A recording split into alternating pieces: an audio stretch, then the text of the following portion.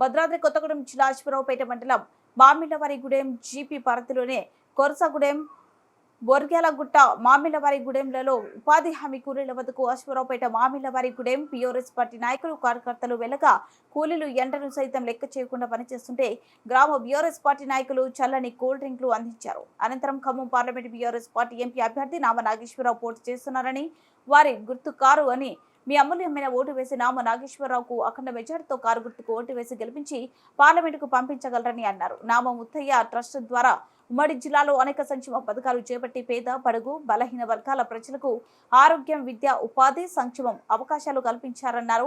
ఖమ్మం జిల్లాలో 2 సార్లు పార్లమెంట్ అభ్యర్థిగా గెలిచి ఖమ్మం పార్లమెంట్ నియోజకవర్గాన్ని అన్ని రంగాల్లో ఉత్తమంగా చేసి తీర్చిదిద్దారన్నారు. ఈ కార్యక్రమంలో గ్రామ బీఆర్ఎస్ కార్యకర్తలు, యువకులు, మహిళలు, అభిమానులు అధిక సంఖ్యలో పాల్గొన్నారు.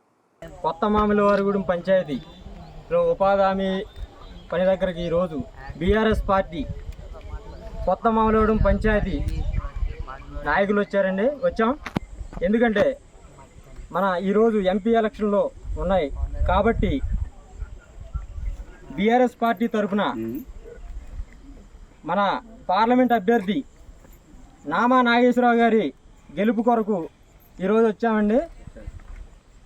కాబట్టి నామా నాగేశ్వరరావు గారికి ప్రతి ఒక్కరు కూడా 1వ నెంబర్ మీద కారు గుర్తు మీద ఓటేసి నామా నాగేశ్వరరావు గారిని అత్యధిక మెజార్టీతో గెలిపించాలని కోరుకుంటున్నాము. అదేవిధంగా కాంగ్రెస్ పార్టీ 5 నెలల్లో 6 గ్యారంటీలని ఇచ్చిందండి. 6 గ్యారంటీలు కూడా ఏది కూడా నెరవేర్చలేదు. కాబట్టి ఏదో ఒక బస్సు అన్నారు, ఆ బస్సు ఒకటి అన్నారు. ఆ బస్సుకి కూడా రోజుకి 4 కోట్ల రూపాయలు కూడా మన గవర్నమెంట్ మీద భారం పడుతుందండి. కాబట్టి అదేవిధంగా కళ్యాణ లక్ష్మి లేదు, షాదీ ముబారక్ లేదు, రైతు బంధువు లేదు, రైతు బీమా లేదు. కేసీఆర్ గారు ఉన్నప్పుడు రైతులకి పెద్ద పీఠం లెక్క రైతులకి రుణమాఫీ చేశారు. ఫస్ట్ 2018లో పూర్తిగా చేశారు. పోయిన ఎలక్షన్కి వచ్చేసరికి ఒక 60% చేశారు, ఒక 40% ఆగిపోయింది. తర్వాత ఇప్పుడు కాంగ్రెస్ గవర్నమెంట్ రేవంత్ రెడ్డి గారు మొన్న డిసెంబర్ 9వ తారీఖు నేను రాగానే మొట్టమొదటిగా ఈ 6 గ్యారంటీలు ప్రతిదీ కూడా నెరవేరుస్తా అన్నారు. ఏది కూడా నెరవేర్చిందే లేదు.